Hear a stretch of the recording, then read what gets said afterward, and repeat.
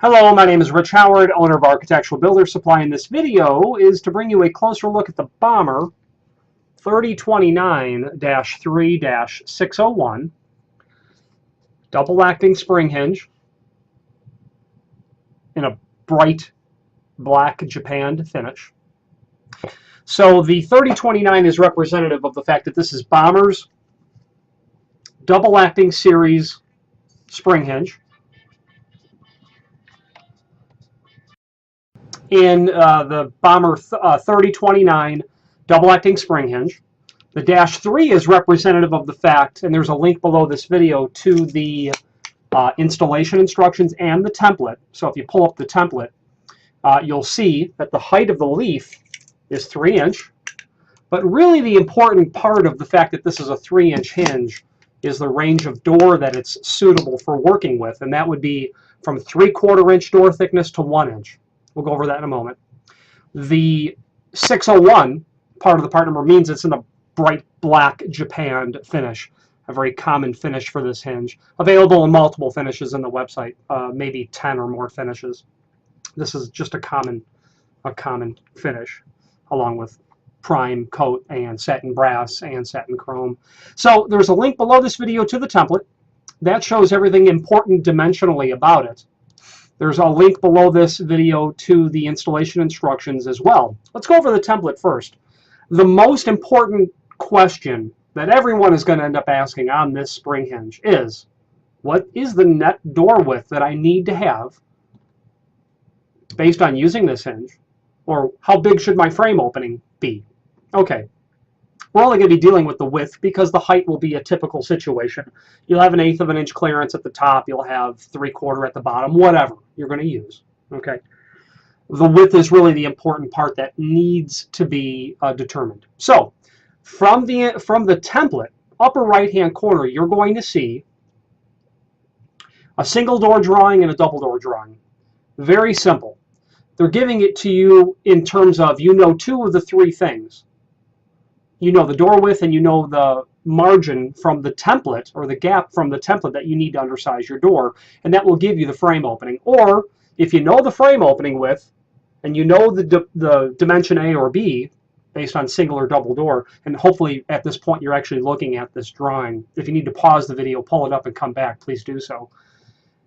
You can if you know the door width and you know your clearance from the chart below the drawing, you can then determine your frame opening. So for the sake of argument, let's say single door, 36 inch frame, because you've already installed the frame.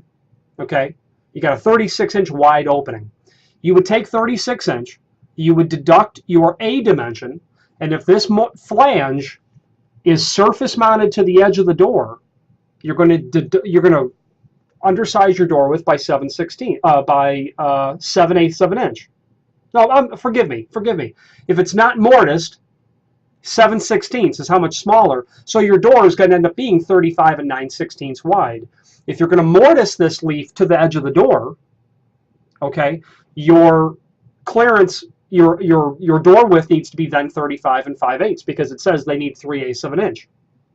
The frame leaf is always going to be surface mounted, so that's just how it's going to be. Now a double door, same idea. You can take, if you've got 2 doors, and you're going to build an opening around those 2 doors, take your 2 door widths, add them together, take your B dimension, depending on if you're going to mortise these leaves or you're going to surface mount them, and then you're going to get your inside frame opening of what it needs to be. So you can work it in either direction to determine that. Very easy material. Now, moving on to the instructions. The instructions are going to show where to locate the hinges, and they're going to show,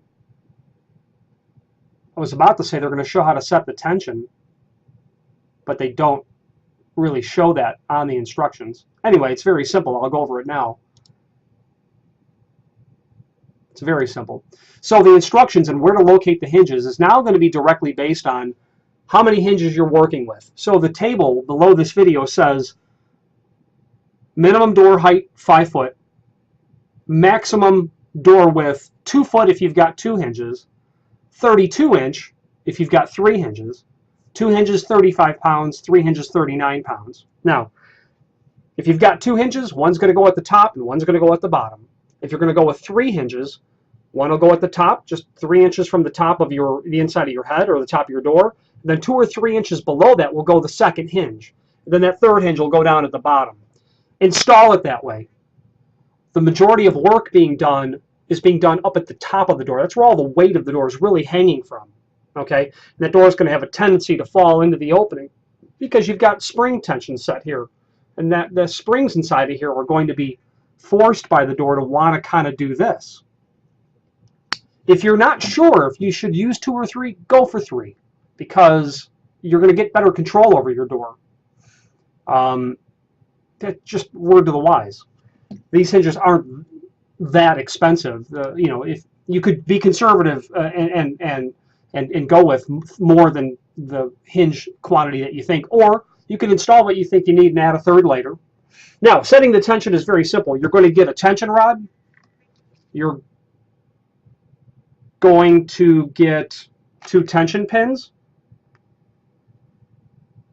I'll show you how those go in a minute. Then you're going to get screws, wood screws. So, when installing this, tension collars are here. Point those towards the top of the door. Insert your tension rod into one of the holes and rotate it clockwise per the direction of the arrow that's on the barrel. Okay, and as you do that, you reveal new holes. You're setting the tension on that spring, and then into one of those holes, you'll insert a tension pin. And you're going to do that on the frame side and on the door side. Okay, and you'll set them. Get them set up, and then start to operate your door, but be cautious. Don't let it rip through the opening, because if the tension is not great enough, that door will come out, that door will tip down and probably smash into the jamb. So be careful when you're doing that. And by all means, follow the guidelines. And if you do, you'll have a great success with these. Available in several sizes. And again, that's going to be based on your door thickness. Well, maybe I haven't said it. Door thickness, 3 inch. If you've got a thicker door than that, you need a different hinge. And the size that you order is based on the door thickness. If you've got a thinner door, reach out to us. This hinge won't work. Okay, and we'll be happy to help you determine which hinge that you need. Very good quality Bommer item, a real standard of double-acting spring hinges.